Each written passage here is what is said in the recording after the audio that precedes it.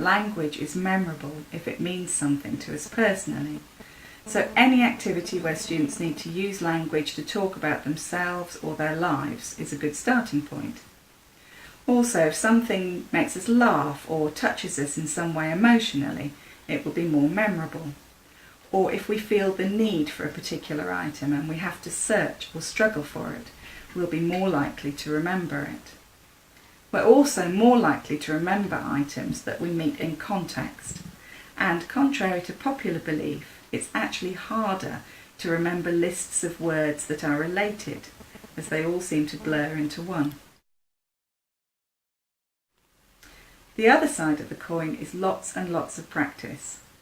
Learning by rote is effective, but it isn't that exciting or motivating. So ideally, we'll provide different opportunities to encounter and use the same language over a period of time. If the students can reuse that vocabulary in a variety of contexts, they can produce it, they can write it, they can hear it, they can speak it, they can do it in all sorts of different situations.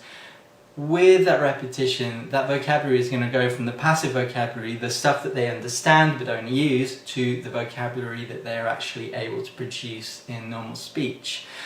You can do this through narrow reading, which is reading and studying and listening and watching a variety of different texts. That could be videos, music, it could be newspaper articles, all on one topic. If you study one topic, for example, a popular one would be the environment, over several weeks, students are going to be seeing recycled vocabulary, the ozone layer, greenhouse gases, CO2.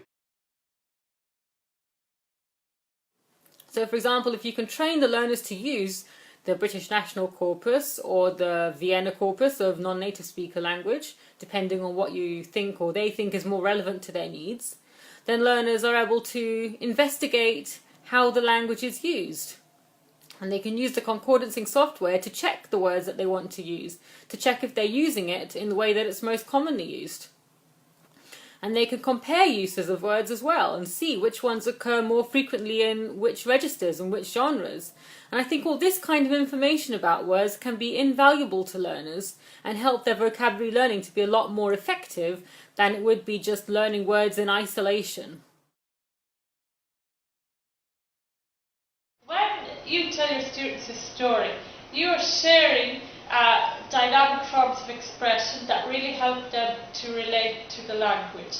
It arouses their curiosity and builds up a suspension of disbelief that has them completely engrossed in the story, concentrating on new words, working out how they fit in, and being absolutely, totally engaged.